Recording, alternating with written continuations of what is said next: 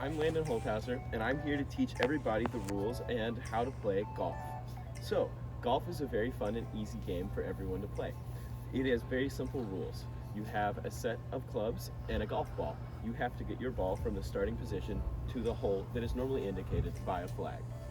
How you get to these rules determines your score, and the lower number of hits that it takes for you to get to the hole gives you the final score. In golf, to keep score, we use something called the par system. So, depending on how far a hole is, it can be anywhere from a par 3, a par 4, or a par 5.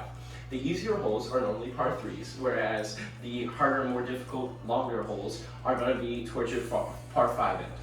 How we keep score is the amount of strokes that it takes for you to get the ball into the hole from the tee box is your score for the hole. And depending on if it is a par or not, say it's a par 3 and you get it in 4 shots, your score is going to be known as a bogey, which is 1 over par, or +1 on a scorecard because you are 1 over par. This will continue all the way throughout the game and be held and counted at the end of the 18 holes. So holding a club is the first thing that you need to know. So when you hold a club, you're going to take your left hand, or whichever hand you start with, and you're going to hold it out in front of you so that your golf head is in a straight line all the way from your shoulder down to the ground. Your right hand, you're going to take over top of your left hand and set it on top of. You can kind of align your thumbs in a line so that whenever you go through with your swing, everything is controlled and not moving the club head. To swing a golf club, if we were to swing a golf club, we're going to combine how we hold our golf club, take our hand, put it all the way out, get a good firm grip, and we're going to make our body almost like a spring, kind of coil ourselves up, keep our left arm straight, and then we're going to bring our club all the way back, and as we unwind the spring, we're going to come through and make contact with the ball, and that's going to allow the ball to travel farther. So if we combine everything together, we're going to keep our arms straight, coil up, uncoil, and as soon as you hit the ball, it'll start flying towards the direction of the pin. Go. So there's many types of different clubs that you're going to hit the golf ball with. The first line of clubs are your drivers, your big hitters. These things have a lot of space in their head and allow for the ball to travel for farther distances. Normally what you're going to do when you're approaching a hole is you're going to hit with a driver for your first shot so that it can get as close to the hole as possible on your first swing. Your second main club that you have is an iron. An iron is very different from a driver. A driver has a hollow head, whereas an iron has a solid metal head.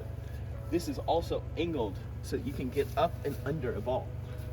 So if we have a ball sitting on the ground and I have an iron, I'm going to hit this ball and get up and under it so that I can get air time and it'll fly up in the air.